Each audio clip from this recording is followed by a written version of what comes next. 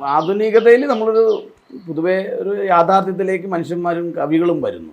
അപ്പോൾ സംസാര ഭാഷ, പ്രത്യേകിച്ച് എസ് ജോസഫിൻ്റെ കവിതയുടെ ഒരു പ്രത്യേകത എന്ന് പറഞ്ഞാൽ ഏറ്റവും സാധാരണക്കാർ സംസാരിക്കുന്ന ഭാഷ കവിതയിൽ വരുന്നു. വേനക്കൊരു വിറക് വരെ ഉണ്ടാക്കി, അല്ലെങ്കിൽ കോല കുത്തിപ്പോറി എന്നൊക്കെ പറയുന്ന, അല്ലെങ്കിൽ കള്ളും കുടം പോലെ ചാച്ചം വരും, ഇതൊക്കെ ആൾക്കാർ വെറുതെ വർത്തമാനം പറയുന്ന കാര്യങ്ങളാണല്ലോ. അല്ലെങ്കിൽ പലപ്പോഴും വഴക്ക് മൂലം ശരണക്കേട് തോന്നി, നോക്കിക്കോ ഞാൻ എൻ്റെ വീട്ടിലേക്ക് ഒറ്റ നട വെച്ച് കൊടുക്കും എന്ന് തലേന്ന് രാത്രി, ഇത് വർത്തമാനം പറയുന്നൊരു കാര്യം തന്നെയാണ്. ഇത് ഇങ്ങനൊരു ശൈലിയിലേക്ക് അയ്യപ്പൻ്റെയും ആറ്റൂരിൻ്റെ കാലത്തിന് ശേഷം മലയാളത്തിൻ്റെ ഗദ്യത്തിലുള്ള സ്വഭാവത്തിലുള്ള കവിതകൾ മാറുന്നുണ്ട്. അപ്പോൾ ഈ സാധാരണക്കാരുടെ സംസാരം മനഃപൂർവ്വം ബോധപൂർവം തിരഞ്ഞെടുത്താണോ? അത് എനിക്ക് ഈ ഭാഷയെ നമ്മൾ മുമ്പ് തന്നെ എനിക്ക് മലയാള സാഹിത്യത്തോട് തന്നെ വിയോജിപ്പുണ്ടായിരുന്നു. ആദ്യകാലത്ത് തന്നെ ഞാൻ മുമ്പേ കാര്യം പറഞ്ഞല്ലേ, ക്വസ്റ്റ്യൻ ഇടുന്നതിനകത്തൊക്കെ. അതെ അതെ.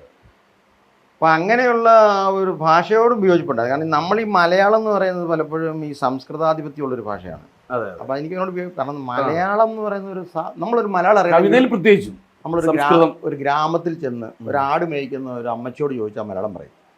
കാരണം അമ്മച്ചിക്ക് സംസ്കൃതം പഠിച്ചിട്ടില്ലാത്തതുകൊണ്ടേ അതാണ് മലയാളം. അല്ലെങ്കിൽ ഒരു പാടത്തൊരു കർഷകനോട് നമ്മൾ ഇവിടുത്തെ കൃഷിയുടെ കാര്യങ്ങളെന്ന് വെച്ചാൽ പുള്ളി കുറേ കാര്യങ്ങളൊക്കെ പറയും. ഞാനിങ്ങനെ വിത്ത് വിതയ്ക്കുന്നു, നമുക്കറിയില്ലാത്ത വാക്കുകളൊക്കെ ആയിരിക്കും കുറച്ച്. അയ്യാറിട്ട് വിത്തുന്നോ അങ്ങനെയൊക്കെ ആയിരിക്കും അയാൾ പറയുന്നത്.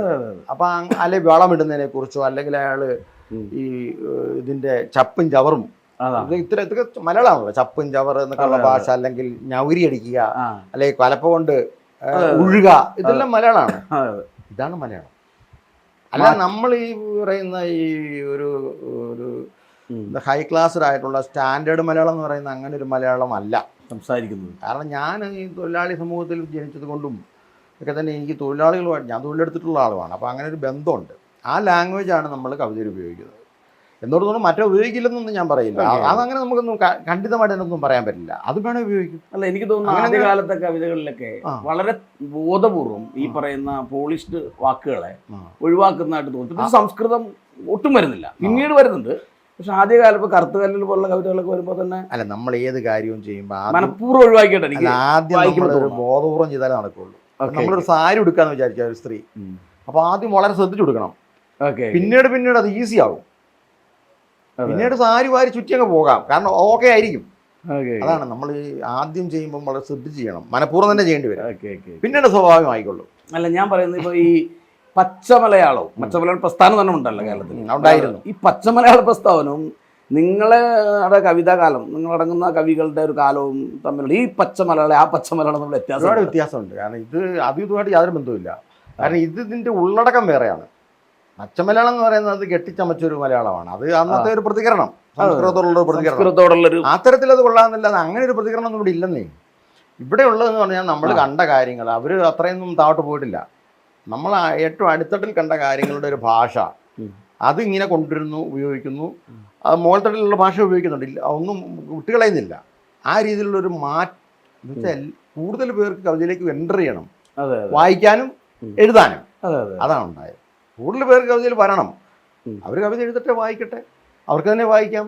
കാരണം ഈ കവിത എന്ന് പറയുന്നത് ഒരർത്ഥത്തിൽ നമ്മളെ സംസ്കരിക്കുന്ന ഒരു കാര്യം. നമ്മളൊരുപാട് മാറ്റും. നമ്മുടെ ജീവിതത്തെ തന്നെ മാറ്റി പണിയും. അപ്പോൾ നിങ്ങളൊരു നോവൽ എഴുതാന്ന് പറഞ്ഞാൽ നല്ല പണിയല്ലേ. ഒരു 500 പേജുള്ള നോവൽ എഴുതാന്ന് പറഞ്ഞാൽ നിങ്ങളുടെ ജീവിതത്തിൽ ഒരു 5-6 വർഷങ്ങളാകും പോകും. അത്ര പണിയാണ്, ഭ്രാന്തായി പോകുന്ന സാധനം. നമ്മൾ മടുത്തു പോകും. പിന്നെ തന്നെ വീട്ടുകാരും ചിലപ്പോൾ മടങ്ങി പോകും. അത് കഴിഞ്ഞാൽ നിങ്ങൾ വേറെ ആളായി മാറുകയാണ്. അത് നിങ്ങളുടെ നോവൽ വായിക്കുന്ന ആളും മാറും. ഈ രീതിയിലുള്ളൊരു ചലഞ്ച് ഭാഷ ഉണ്ടാക്കുന്ന ഒരു മാറ്റം. അല്ല, അതെനിക്ക് തോന്നുന്നത് ഇപ്പോൾ എസ് ജോസഫ് എന്ന കവി 15 വയസ്സ് മുതൽ എഴുതി തുടങ്ങി എന്നൊക്കെ പറയുന്നുണ്ട്.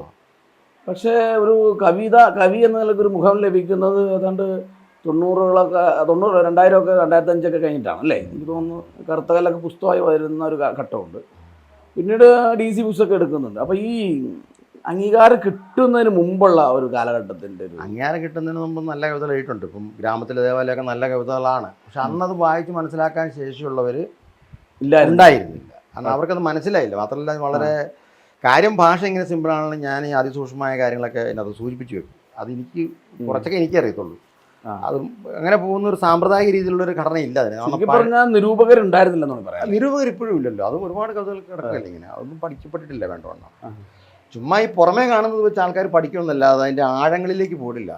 ആഴങ്ങളിലേക്ക് പോകുമ്പോൾ ഒരുപാട് കലാപരമായ കാര്യങ്ങളും ഒരുപാട് പ്രശ്നങ്ങളും അതിനകത്തുണ്ട്. ഉദാഹരണം നമ്മൾ വളരെ സൂക്ഷ്മമായിട്ട് കാണുന്ന ഒരുപാട് കാര്യങ്ങളുണ്ട്. ഇപ്പം കറുത്തകല്ലിൻ്റെ പുറത്തിരുന്ന് ചെറുപ്പകാലത്ത് കളിച്ചു തോർക്കുന്നു പറയുമ്പോൾ അവിടെ കല്ലുണ്ടോ ഇല്ലയോ എന്നുള്ളൊരു ക്വസ്റ്റ്യൻ ഉണ്ട്. അത് വിനേന്ദ്രന് മനസ്സിലായിട്ടുണ്ട്. പുള്ളി പറഞ്ഞത് കല്ല് വെച്ചിട്ട് അതിൽ വരയ്ക്കുകയാണ്. അപ്പം കല്ല് പിന്നെ പൂവാണ്. അപ്പം നമ്മൾ ഒരു മയിൽക്കുറ്റി ഇവിടെ കാണുന്നു. ആ മയിൽക്കുറ്റിയിൽ 156 കിലോമീറ്റർ എന്ന് കാണുന്നു. നമ്മൾ മയിൽക്കുറ്റി കല്ലാണല്ലോ, അല്ലെങ്കിൽ സിമെൻ്റ് ആണല്ലോ. നമ്മളത് രണ്ടും അവഗണിക്കുകയാണ്. അത് തള്ളിപ്പോയിട്ട് ഈ 156 കിലോമീറ്റർ എന്നുള്ളത് നമ്മൾ കാണുന്നുള്ളൂ. ഇതുപോലെ കറുത്തകല്ലെന്ന് പറയുന്നത് കല്ലങ്ങ് പൂവാണ്. കല്ലങ്ങ് പോയിട്ട് അതിൻ്റെ ആ എഴുത്താണ് പിന്നെ വരുന്നത്. അതിനകത്തൊക്കെ നമ്മൾ ഒരുപാട് കുറച്ച് ചിന്തിക്കേണ്ടി വരും.